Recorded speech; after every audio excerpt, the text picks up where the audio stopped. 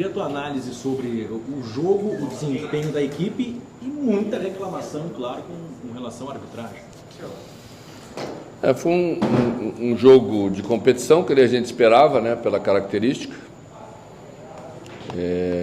Achei que o primeiro tempo foi um jogo muito parelho, com poucas oportunidades, pouca criação. Acho que poderíamos ter feito uma criação melhor, porque fomos várias vezes à frente, mas produzimos pouco. Uma chance para cada lado, eu acho, né? Um chute do Valdívia, uma defesa muito bonita do Daniel e uma chance muito clara com o David. Segundo tempo, eles fizeram o gol cedo, né?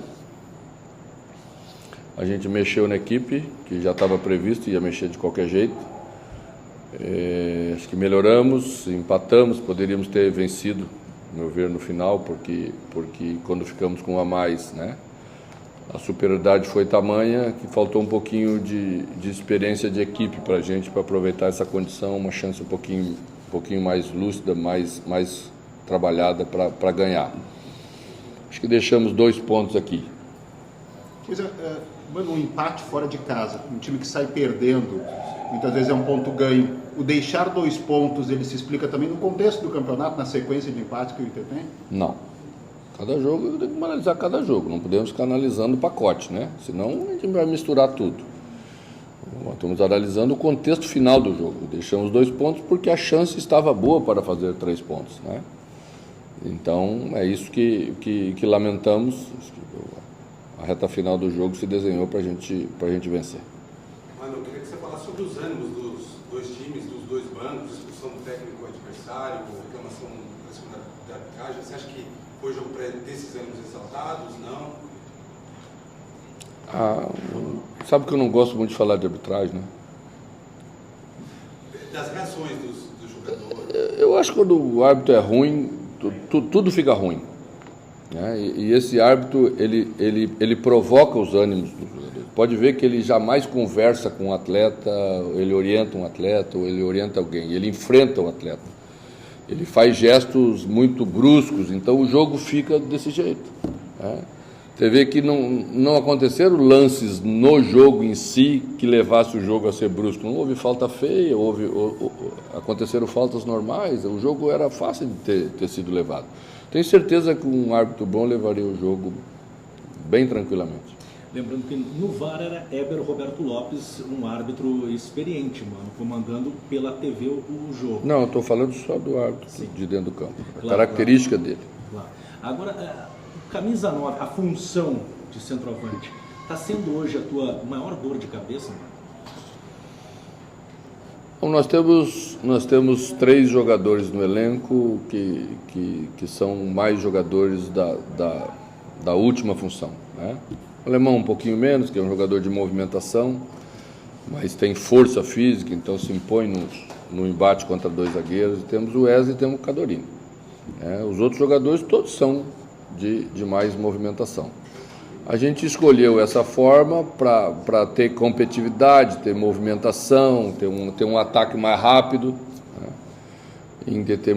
Em determinados jogos vai funcionar, em determinados jogos não vai funcionar. Hoje precisávamos ter uma presença na frente, eu optei inclusive pelos 2, né, de forma simultânea, mas tínhamos uma condição boa no jogo que favorecia isso. Vamos trabalhando, eu acredito muito em trabalho, os jogadores têm se dedicado muito, vão voltar a marcar logo, porque sabem fazer gols, tanto o Alemão quanto o Wesley, Cadorini também, ainda não teve oportunidade, mas sabe fazer, já deu para ver nos treinamentos. Vamos avançando, trabalhando, acreditando neles, que tenho certeza que esse é o caminho. Mano, queria que você falasse sobre a importância que o Depena tem no seu time hoje, jogador que tem sido importante muitas vezes, e hoje até iniciou no banco de reservas e acabou sendo decisivo naquilo que o Inter, até onde o Inter conseguiu reagir na partida depois do 1-0. Queria que você falasse sobre esse jogador. Concordo, se tornou um jogador importante a tal ponto que tivemos que cuidar dele um pouco, deixar um bom tempo, né, desses 90 minutos fora, porque senão daqui a pouco acabamos perdendo um jogador que já foi para uma série de jogos altos. Temos aí outros casos assim, e você já vai vendo que Quando você começa a repetir muito, o jogador cai de rendimento, porque é assim, os jogos são muito duros. Hoje o Wanderson já teve um pouco mais de dificuldade, Bustos já está com uma série de jogos também bastante grande, e só não iniciei com o Heitor porque já havia mexido em 2 funções na defesa, então para não mexer tanto e para não transmitir a ideia de que o jogo não era importante, porque ele era importante, ele tem a mesma importância dos outros no Campeonato Brasileiro, eu não quis descaracterizar mais a equipe. Então tenho que gerir isso, e até pela importância que os jogadores vão ganhando e vão demonstrando quando estão em campo. Mano, antes do jogo você até relativizou essa importância ou não de ter uma sequência invicta à frente da equipe. Queria que você falasse sobre, queira ou não, essa marca, esse número aumentando, né, para 10 jogos, 8 jogos sob seu comando, e sobre as mudanças que você fez no segundo tempo, que o seu time fez depois de um resultado negativo. Isso dá um sinal de que, apesar de pouco tempo, você já tem um controle, um entendimento das peças que você tem à disposição? A gente vai conhecendo os jogadores, as características, né? Era natural que tirasse Lisieiro, que tem uma característica um pouquinho mais de volante, colocasse Pena, que tem característica de meio atacante, que a equipe ficasse mais ofensiva, claro, né? Então você ganha naturalmente alguma coisa em termos de controle do jogo, de proposta ofensiva mais forte.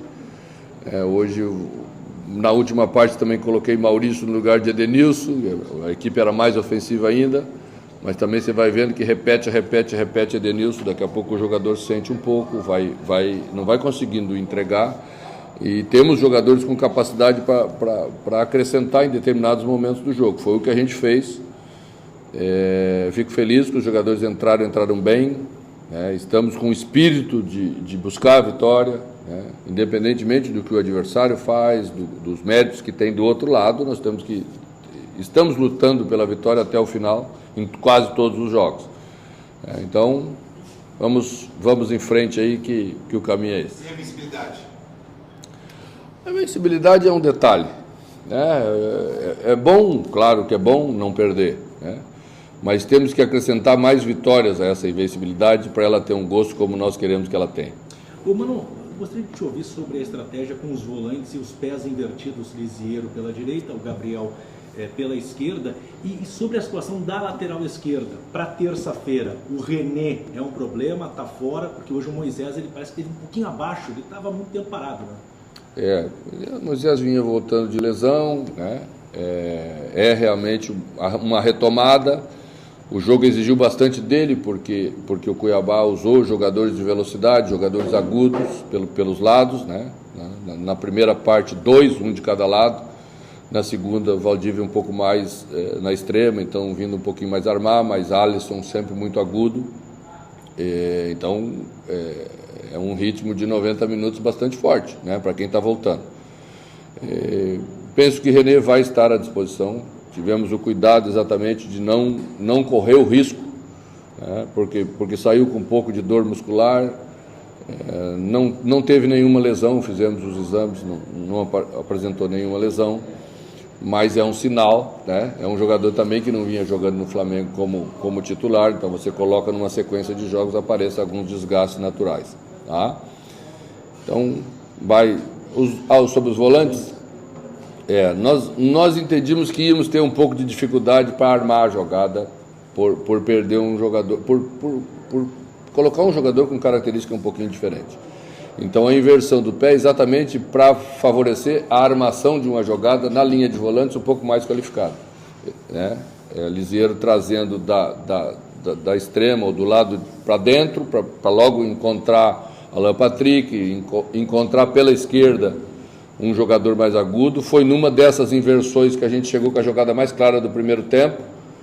A bola chegou rápida, de Lisieiro em Wanderson, então a jogada se desenha melhor. Gabriel não faz diferença o lado, né? É um jogador um pouco mais defensivo. Lisieiro sim era para tentar armar um pouquinho melhor a qualidade da saída.